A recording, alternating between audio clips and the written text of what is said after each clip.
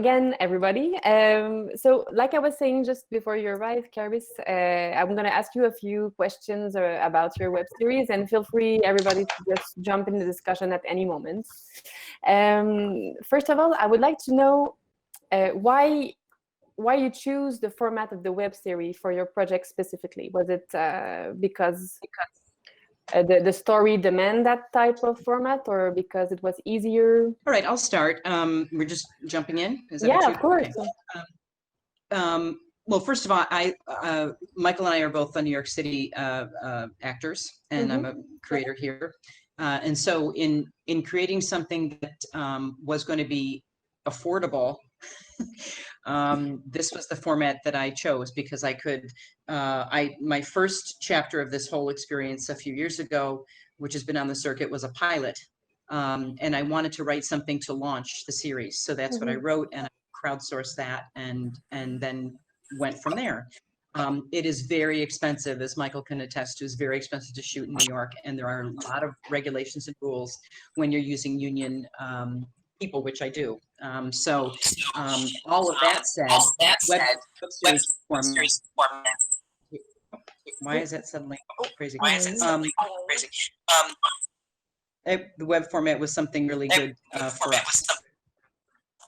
And I'll figure out this volume here. I don't know what's happening. I didn't change anything with my mic. No, I think Frederick. Mute while Caris talks. Do we all mute? Yeah. Yeah. Let's do that. Okay. Yeah. Anyway, so that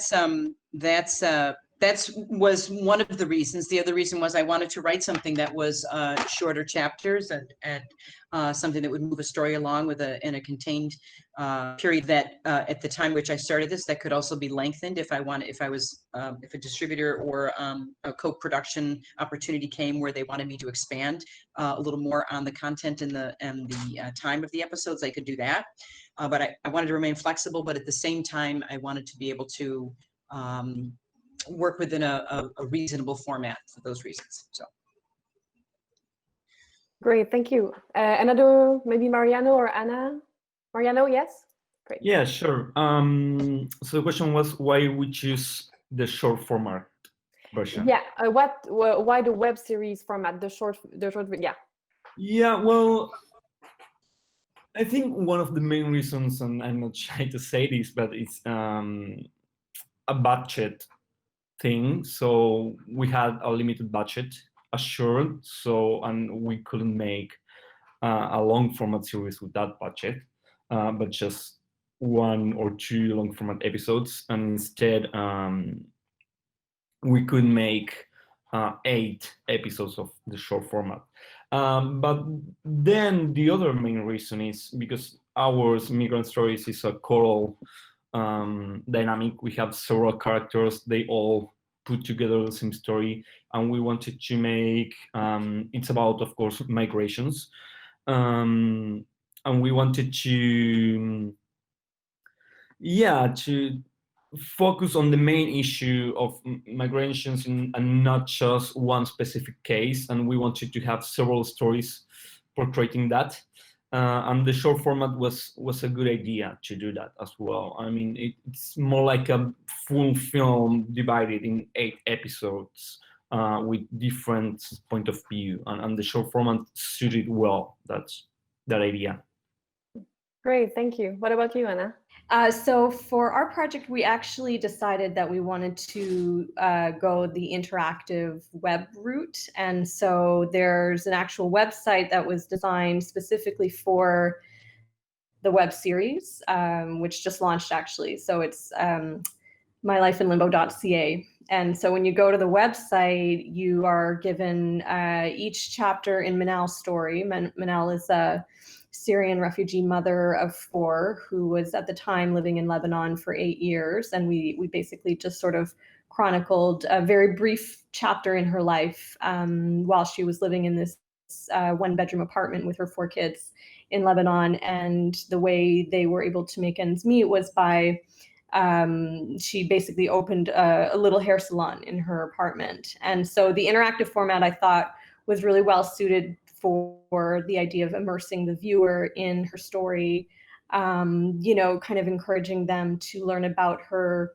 through different ways of not just watching the video, but also going into the salon and seeing it as a 360 pano and being able to click on all the different hotspots, and just giving us all these kinds of interactive ways of engaging with the story. So that was primarily why we decided to go that route. Yeah, that's really interesting, the interactive parts with that. So you really target that audience specifically on the web, not like, yeah. Great. And with you, and because there's one, yours is a documentary and the other two are fiction. For the three of you, what was your inspiration to talk about this subject, particularly for you as a documentarist and for the others as the fiction? What was the inspiration for that? Does anyone want to answer first? I guess I'll just go on. Well, I've been working in Lebanon for almost 10 years on refugee rights issues. I did a short film in 2000 that was actually released in 2014 that looked at the Syrian refugee crisis when it was just starting in early 2013-14.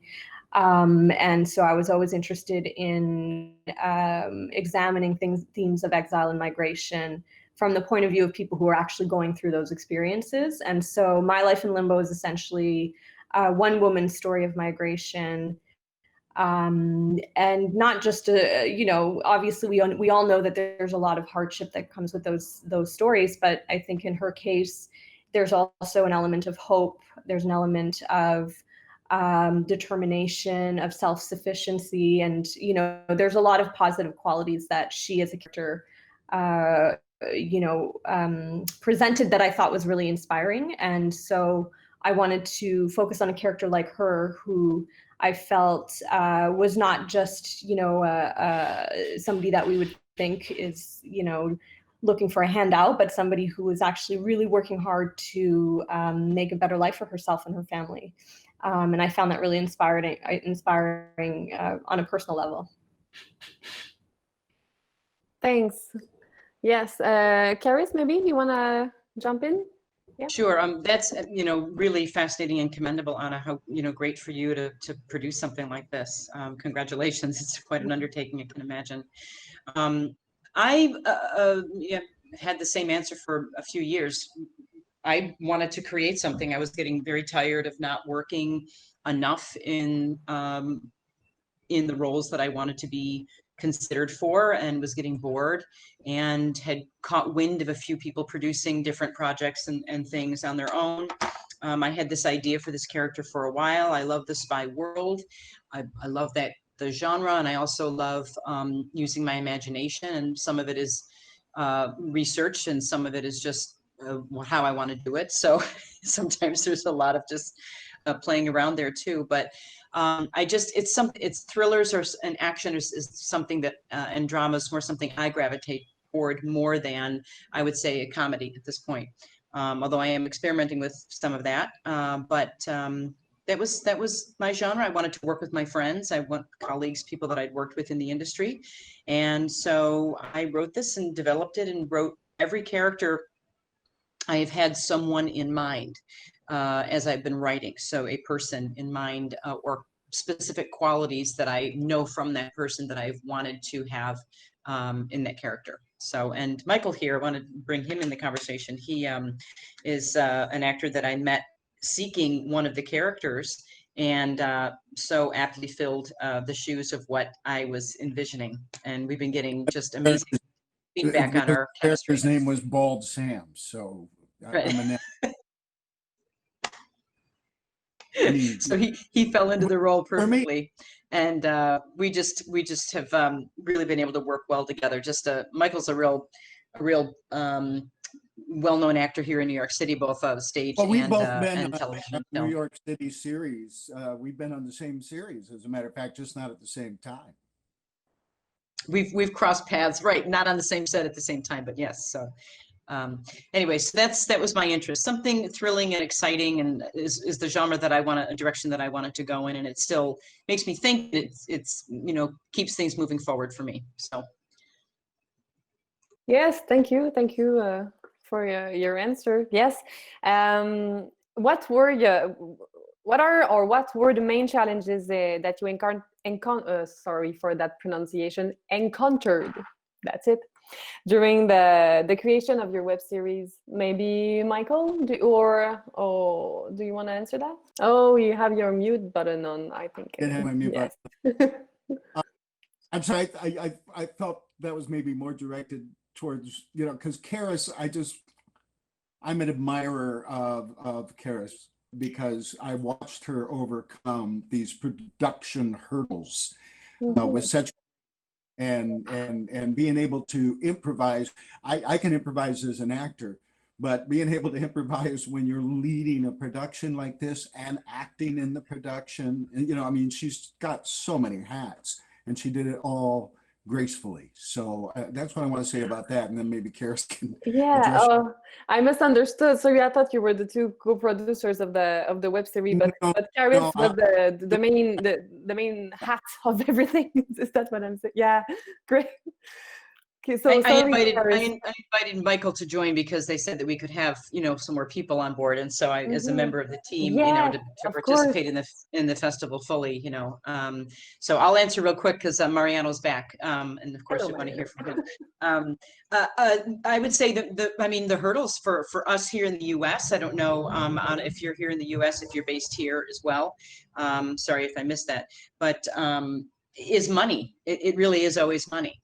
And then securing locations can be very challenging when you have a budget because you're dealing with permits and rentals and regulations and things. So I've been very lucky to be able to find what I've needed to find and spend what I've had to spend. For us, I wish that we had an entity like Screen Australia, or I know that FIP, I think, is an entity that's working in Canada. Yeah. I, would love to be able to co-produce and have something, have that afforded to us, have that come up. We hardly have any grants or opportunities to have funding. So we crowdsource and crowdfund and beg, borrow, and steal and, do whatever we can. I think that is the main challenge. I had no problem finding great people. I get, wonderful people through people, both in production and cast and crew, talented casts. And people that are real professional. So I think most of it is just getting the engine running financially for me. Yes, thank you, and congratulations for all your work and that, because I hear you. When you don't have the financial, it's really hard to move forward. Was it your case, Mariano? I will say it again. The question: what were or what are the challenges that you have met during the processes of your creation? Yes, sorry for leaving. I just noticed I could hear you, but you couldn't hear me. I heard the question before. I don't know what was happening. Of course, money was one of the biggest challenges, but I think that's probably for most of the independent productions, especially short format series. But also for us, I think the casting was a big challenge. We wanted to portray several characters and people from different countries in the city of Buenos Aires, Argentina. And of course, we wanted to be authentic, and we had some specific boxes to fill. So, like, for instance, we wanted a trans woman from Paraguay, an actor from Colombia, an actor from Bolivia. And even though this is a very big city, very cosmopolitan, it wasn't as easy to find these specific characters that we thought initially. So, but we found others. So what we did was to readapt, or that is a good word.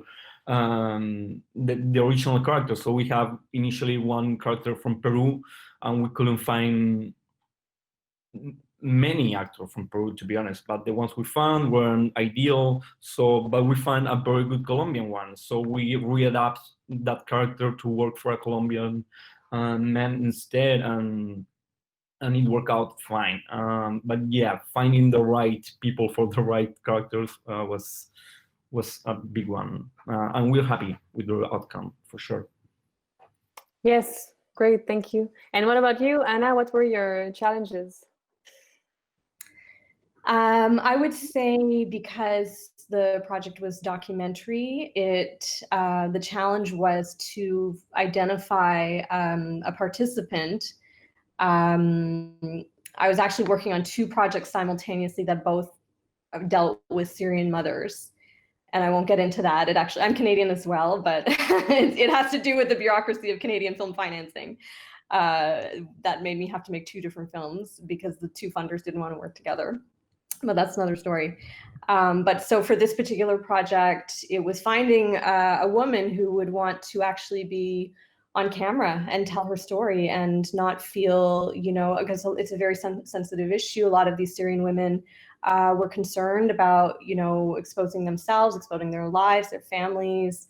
Obviously, there's also political reasons that make them nervous. And so it was really a question of trying to find somebody who would feel comfortable enough to share their story, and with the idea that it would live online on a sort of global platform, so to speak. Great, thanks. I'm reading that Frédéric, you cannot join with your camera, but can you join with your microphone? I can. Oh, great. Okay, so sorry, I didn't know it was you. You did. No, it's okay. It's you, right? What? You Sorry? did the web series W, is that right? Yes, yeah, that's Yeah. right. That's right. Yeah. Okay, so maybe you can talk about maybe what were your inspiration for that web series, and what are the challenge that you encountered? So the inspiration was trying to tell a story from the point of view of a woman who has Asperger's. So it's an issue I've been handling with for quite a long time, and I want to do it in an entertaining way. So that's how it started in a way 2 years ago. And the biggest challenge was trying to shoot everything in 4 days with not a lot of money. So money is always an issue. In 4 days? Oh my God, yes. That was a big challenge and brilliantly executed as well. Thank you. We did our best. Great. Okay, thank you very much. So now that I know that you're here, I can direct the question as you as well. Great. Yes. Thank Sorry you, about Caris, for pointing it out on the chat. Okay, so you're all talking a lot about the money issues. Caris, you said that you financed your web series mainly through crowdfunding, Anna through different entities. Was there other option, or maybe Frédéric, you can answer that first? Caris, sorry. Okay, Frédéric. Now that I have you, yeah. How did you finance your web series? So there are no web series in Luxembourg. So to finance your web series in Luxembourg, you have to find ways to go around what there is. So what I tried to do is I applied for a very small funding called carte blanche. So it's like a wild card. It's a small amount of money where you can do kind of anything you want with it, but you still have to write a Bible or write a project. So I applied for that, and that's the only money I got, because everything else I tried to do, like sponsoring, crowdfunding, and so on, nothing worked because nobody really knows what a web series is. And Luxembourg's web series is not that sexy, so it's not really like sellable internationally. Oh, well, okay, but there is ways to finance through carte blanche and different ways. So that's So it was the first time, so I kind of opened the door, and now I'm trying to get a little bit more funding through other ways for other projects, so other web series projects. So you're paving the route then. I'm trying to. Great, thank you, Frédéric. Mariano, sorry, how did you manage to found your web series? Yeah. Yes, we did. We applied for a national sort of grant, and we got it. And that was our main funding. It was like, yeah, a contest, an award. And so when we developed the scripts for that open call, we got selected. We got the funding. It wasn't enough, so what we did after was we got a co-production with a network. It's called UN3, and so they provided some post-production services mainly, which was a big relief too for us, so we can use that money to put on the shooting as well. So mainly we got it, and you know, none of us got paid a lot. We did a lot by heart, and we sacrificed part of our salaries to invest it in the series as well. But luckily we had enough money to pay everyone, to have food on set, to have the good gear, so that's good enough. But mostly we got a prize from a government fund this time. Thank you. Caris, you wanted to say something earlier? Yeah. Yes, I had just a personal question. This UN3, they are, Mariano, if you don't mind the dialogue. Sure. How does that work? Is that a country or government, or what?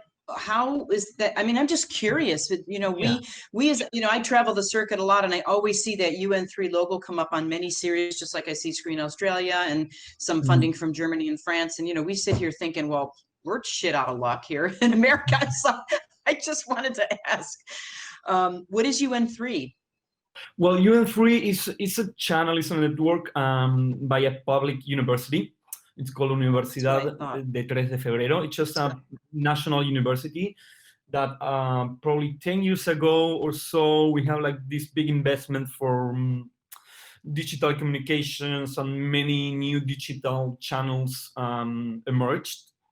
This was one of them, and they were very quick and very fast to adapt and to see the business behind digital and short format series. And right now they're probably one of the 3 national channels that work with digital formats, but probably they co-produce or exhibit 80 or 70% of the productions. They don't fund per se much. They do have some original productions, but right now the situation in Argentina is not very good. Well, where is it, right? But even the last 2 or 3 years, they weren't producing anymore, but they have some infrastructure, they have in-house editors, so they can provide post-production services, and in exchange, they get the show for their network for sure. But yeah, we made a co-production agreement with them. But yeah, they are networked by a public university. For sure. And where are they located? In Buenos Aires. Where are they? Okay, great. Yeah. Thank you. Thank you for that. For sure. Yes, thanks. I want to come back a bit earlier. You said, Anna, about that the fact that you wanted to do interactive web series online, but for all of you, how do you manage to target your audience, spectator, and promote your series? Because in Quebec, the thing I know, we have like platforms that it's possible to put your series if it's produced. There's other people who do that as well on the web, in a more pure way, if I can say.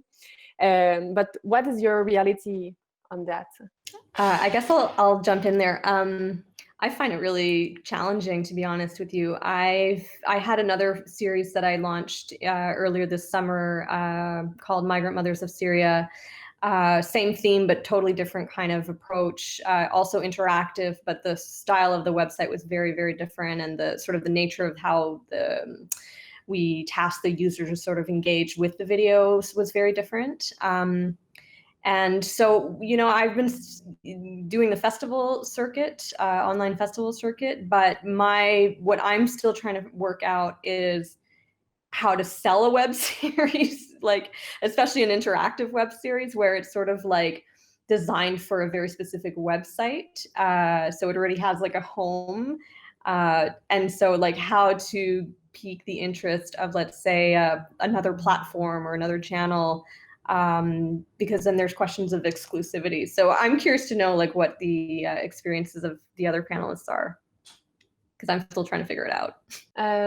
Caris, maybe how do you target your audience and be able to have more views and people that watch it? Well, I've been trying to get mine picked up for distribution for a while, especially since this is my second go round of producing a certain amount of chapters. Ours is a continuing story. I know a lot of people don't take breaks that are lengthy, but we had such a great festival run for a few years.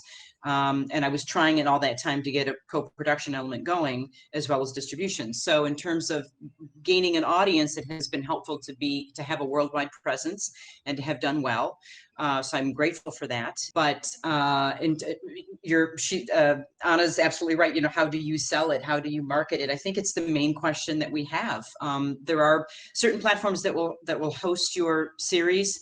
I've had deals come this close, and when they're not going to give you any money for your show, but you know their revenue on their end is going to be good or decent, I kind of can't do that. So there are, there's not a lot of money to be had on Amazon Prime, but for those who have a good amount of content, I have friends that have really, got their stuff up on Amazon Prime. It's a great amount of exposure. Depending on festival run with this, depending on certain things and contracts and whatnot, I'm going to look to see if I can do that with our show. But they have I don't think I have enough.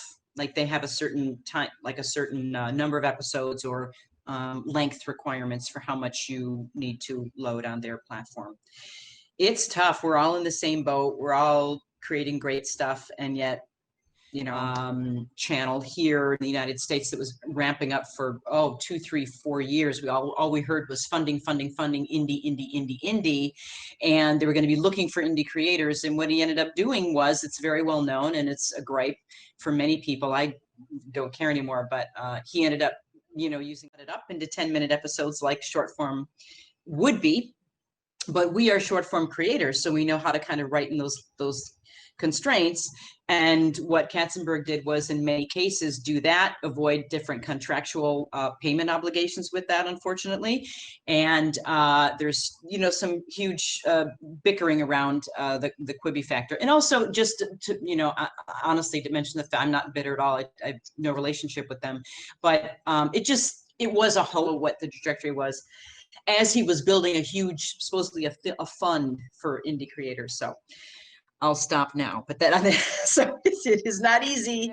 Mariano, what about you? How do you target your? Is it and how's the web series where you're from? Is it not popular, but yes, yeah.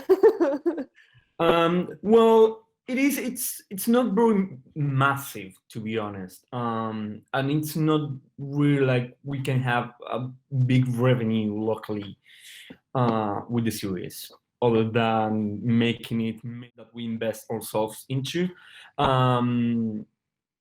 Our series in Argentina, it's streaming in 2 platforms at the same time, which has different audiences, and we are joining a 3rd one in October, so it's not very competitive. It has we have an exclusive premiere on an on-demand platform called Flow.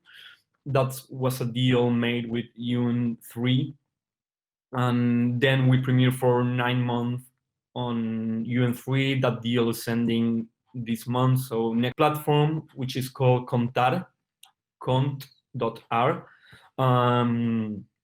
So yeah, we're trying to get as many audiences as we can in as many platforms. We are, to be honest, I'm not expert on marketing strategies. I should be better. I should invest more. Who knows how to do that? But of course, that's money, and we don't have it right now. We use everything, and the little we have left, we are investing on festival tours and entry fees, which is our main window of exposure right now.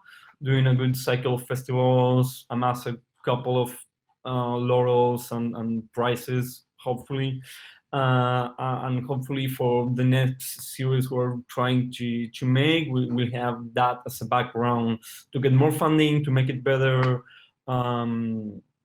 But yeah, we as Caris says, we want visibility, we want that exposure. We are not getting any money from any of the platforms, to be honest, but we do like the visibility and we want the series to be seen. Yes, I understand. Thank you. And Frédéric, you mentioned that in Luxembourg there was no really web series, so that's not a thing yet. No. So how do you manage? No, it's not a thing yet. So well, I put it everywhere that I know people would see it. So YouTube and YouTube, Instagram, and Facebook. That's the three platforms I chose, and I just sent it out there. And I was more like, Luxembourg is so small that I was just happy if people would see it in a way. Yeah. And then now, just like Mariano is just sending it around in festivals, and that's an amazing window. But already when just like 100 people see it somewhere else than Luxembourg, is for me like a huge success. Because it's Luxembourgish series in Luxembourgish, so it's a language that nobody speaks. It's a country that nobody knows of. So I'm just happy about everything. So we did something, it comes out, and if anybody sees it, we are just glad. Great. But yeah, no. I understand a bit because earlier we talked with francophone creators that were talking a lot about the language barriers. Is it something that you feel as well? Both Mariano and Frédéric. Let's talk about Mariano first. Do you think that to expand or to go in other countries of course we need subtitles, but I mean, is it a problem? Is it not a problem? Well, to be honest, like quite honest, I always think there's some kind of prejudice or for especially Latin series or Latin creators. I mean, the United States, it's a huge market and they produce so many shows that, I mean, I'm getting to know many of them just because of the festival runs. So yeah, I think the language and it is a barrier, both when trying to create a show and to try. I mean, I don't even want to get into international funding because that sounds like a dream. But eventually, if that happened, I think I will have to make a show in English. I don't think I can get international funding to make a show in Spanish, or even to portray specific my area of work. It has to do with human rights and some kind of social impact topics. So that's hard to get funding as well, even for a Latin or a Spanish language show. It is a barrier. We have to tear down and build better exhibition circles for foreign shows. Well, I understand. And for you, Frédéric, and after that I'll return to Anna and Michael and Caris. So for me, I work with a lot of young people, and they were like, why don't you do it in English? You should do it in English. English is like an international language and everybody's going to see it in English. You should do it in English. And I was like, well, no, because actually I'm not English speaking. It's not my language. It's not. Why should I do it in English? And I went for Luxembourgish because I thought that if I should do something, I should do something in the language I know, and then that's mine. And the other thing was I kind of thought that maybe it would sound a little bit exotic for the people outside. They would like, wow, that's strange, or well, that's a new language, and that's what I went for. So I was like, let's try something, and I must say, because I had no hopes, and I still have like now a good festival run. I don't feel anything like negative coming out of the people seeing the show, but yeah, so for me, it was not really like something I thought of. It was more an organic process. I just did it in Luxembourgish because I needed to do it in Luxembourgish and the feedback has been great. So I'm kind of okay and happy.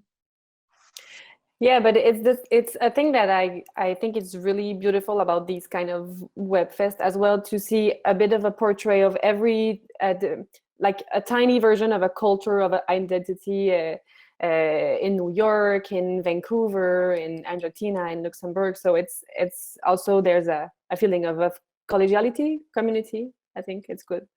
So on that note, Caris, you mentioned earlier, when you apply for a platform to for the show or something like that, because I'll rephrase here, when people try to maybe go to a platform that is already there for to launch their show, do you think that these kind of things may affect the liberty or the originality or the liberty you have as a creator, or is it an objective to be on that type of platform, to have support?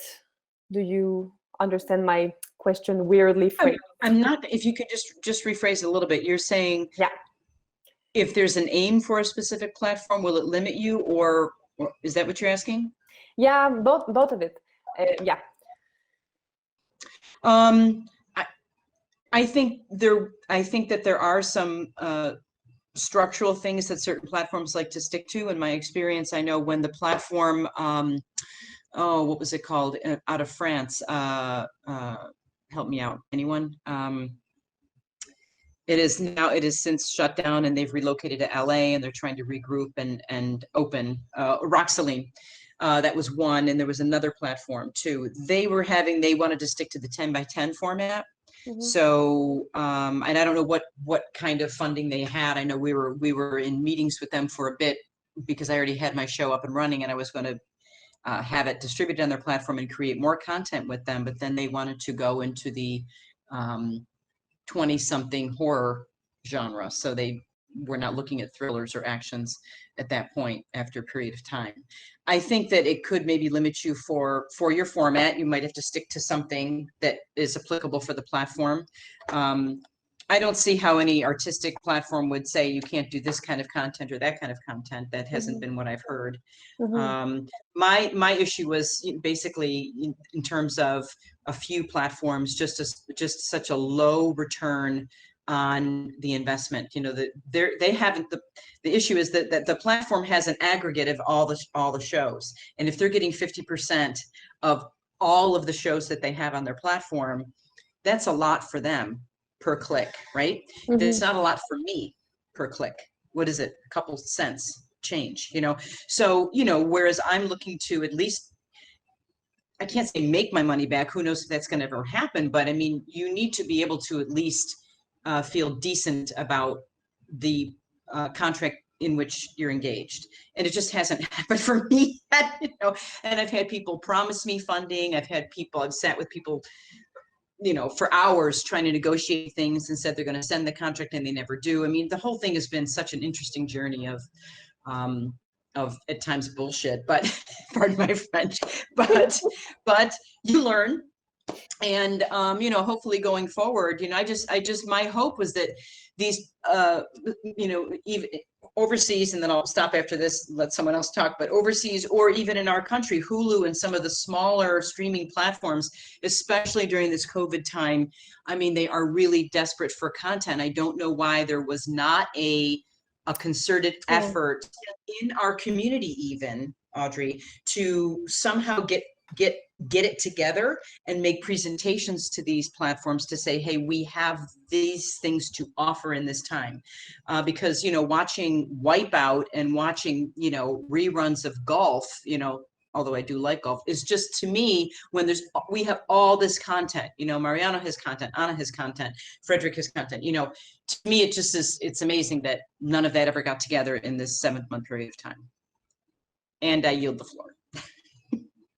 And that's a good ending note, because it's really interesting. Yeah, to point that out, and maybe something will come up of that, hopefully. And I want to hear you on that. Do you think that, yeah, it's the format or maybe that, no, go ahead and then I'll ask another question to not confuse everybody. Okay, is it the same question as for Caris? And about like the limits of creativity when you're dealing with the platforms? Yes, or when you have a production. Yeah, so I don't know about how it works, let's say like in Argentina or the other countries that have national funds. But with the Canada Council for the Arts, which is the federal funding body for independent artists, which we all love and we all appreciate, I would say the catch-22 is that on the one hand, you retain artists, you retain copyright ownership and creative control of your work. But on the flip side, you're constrained in who you partner with in terms of funding. You can't commercialize the work. It's not designed to be commercialized. So it's like they put a lot of like restrictions on how you can actually earn anything with your work, at least in terms of raising money in advance. I think like when you want to sell it, that's a different story. So I had a lot of creative freedom making my life in limbo. The films, the short episodes are entirely in Arabic. Manal speaks Arabic. Her son raps in Arabic. He's a really talented hip hop artist, and he raps and writes his own lyrics. And so there's, I think, a lot of value to hearing from them in their own language. And then the interface of the website is mainly in English. So, I took excerpts of her, some of the things that she mentioned in the documentary about being a single mother, about having your children really young, being in, like all of the sort of challenges that she faced. We use that in English text. So it was really fun and interesting to be able to work creatively, both with the content, but also with the interface of the website. But then again, the question is like, okay, where do we go from here as far as like audience building, and how do we find our audience? And of course, I would be interested in targeting anybody who has interest in hearing about refugee issues or, refugee stories.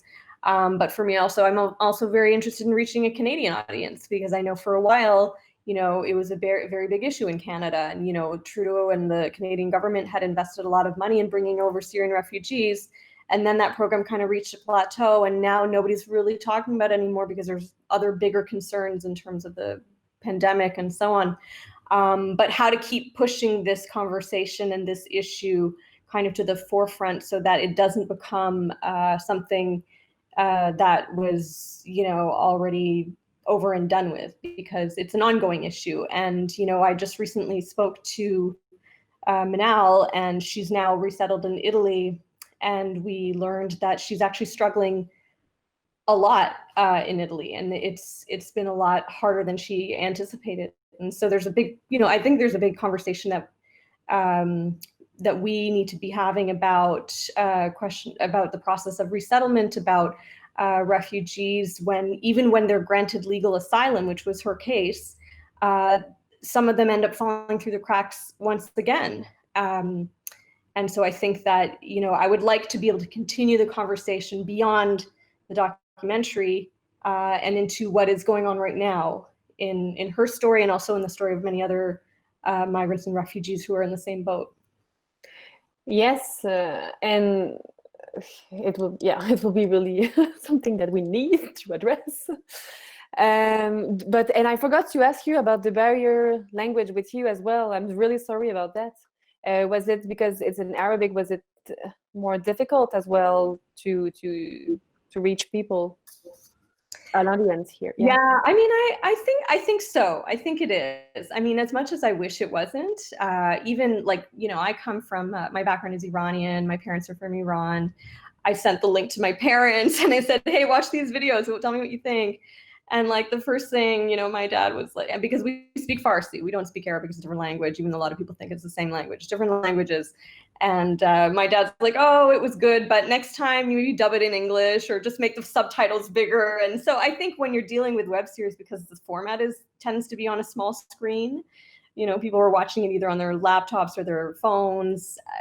There's a smaller attention span for those kinds of things, of like reading subtitles and getting engaged. And I think especially in this sort of climate where, you know, we're very preoccupied. There's a lot of news. There's a lot of events going on in the world. People don't really have the attention span for subtitles, unfortunately. And I wish that wasn't the case, but this is our reality. So yes, but keep going.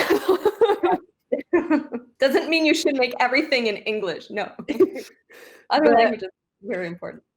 Yeah, we are almost at the end of the discussion, unfortunately, because I have like 10 other questions. But maybe I will like to conclude with how do you create your season as a web series? Most of you, no, not most of you, but some of you are at their second seasons with their web series.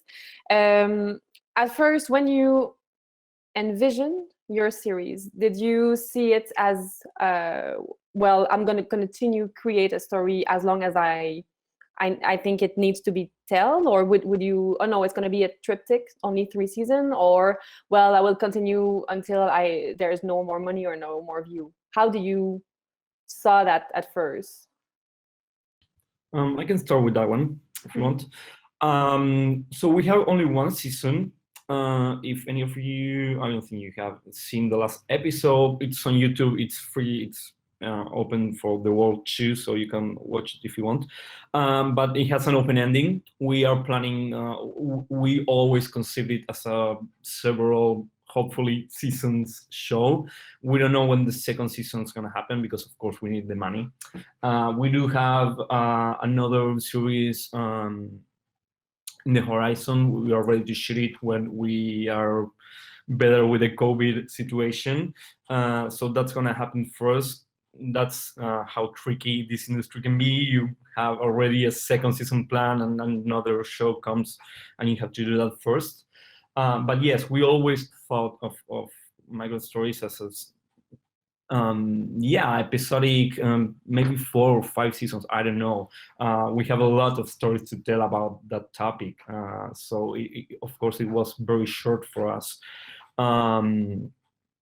to tell only 8 episodes of 7-8 minutes with several characters. We have 4 main characters in the show, so they probably get the spotlight for 2 episodes in the season.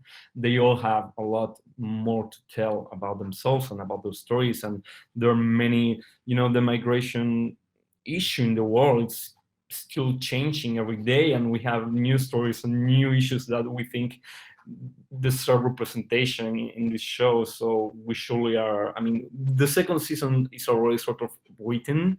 We still need to find its funding partner. But yeah, I think series in general are supposed, this is my perspective, my vision, they're supposed to be designed with a long time perspective.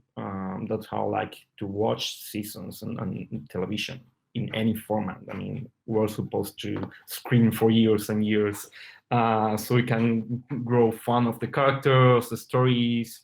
So hopefully we'll have a second season soon. Great, thank you. And you, Caris, did you saw the 2 seasons when in your mind before?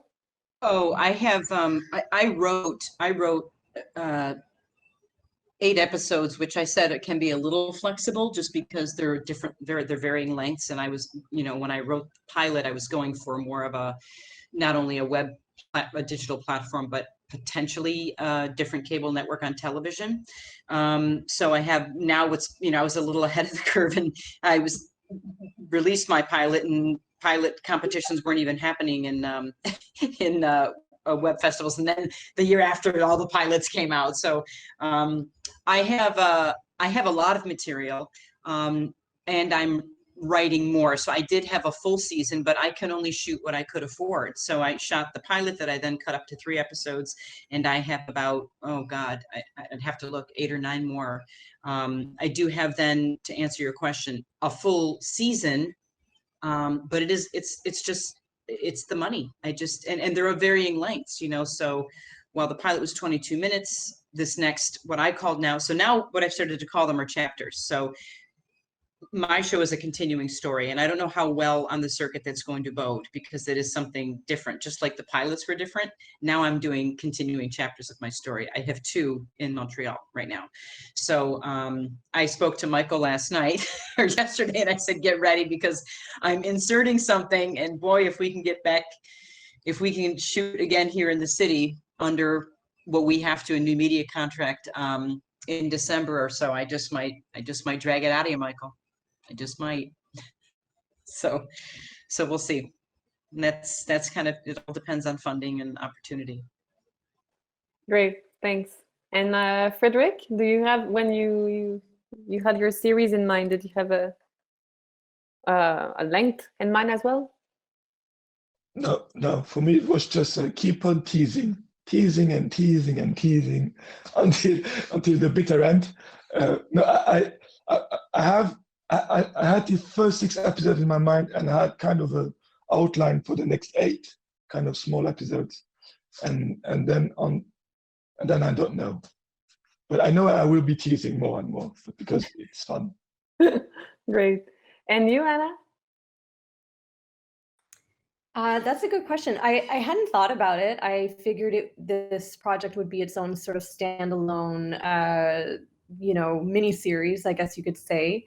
But now that I have been in communication with our participant and have been hearing about what she's been going through ever since she arrived in Italy about a year and a half ago, there's a lot more to say. So I guess it would be a question of like her comfort level of whether she would be willing to sort of continue sharing her journey with global audience, and sort of continuing that dialogue. And then again, the question of financing and seeing whether we have the means to be able to continue that collaboration. But I think as far as storytelling, there's a lot that we could get into, just in terms of her own experience now as being somebody who went from living in Damascus, owning her own hair salon, to relocating to Lebanon, being sort of displaced within different areas of Lebanon, to finally finding her own little place where she opened a salon once again, and then relocating again to Italy and sort of struggling to get her life going again for herself and her kids. They're now in Rome. So it's a whole new chapter in Manel's life. And I would love to continue to tell that story, but there are a lot of other things that we have to consider. Yes, hopefully it will happen for all of you to pursue your season and your series. I want to thank you very much for your participation and all that you shared with us. And also, I want you to remind you that tonight at 5 it's the closing ceremony. So hopefully you'll join us. I wish. So thank you again, and good luck with all your web series. Thank you. Thank you very much. And Audrey, that's on the site, right? Yeah, it's on the site. We join like this time. Pardon? Are we joining? Like, are we putting our cameras and? That I don't know. Stream? Okay. Yeah, I cannot censor that. I'm sorry. We'll see. We'll see in a moment. Thank you, Audrey. And Anna and Mariano, great to meet you too. And Frédéric. Good luck. Bonne continuation.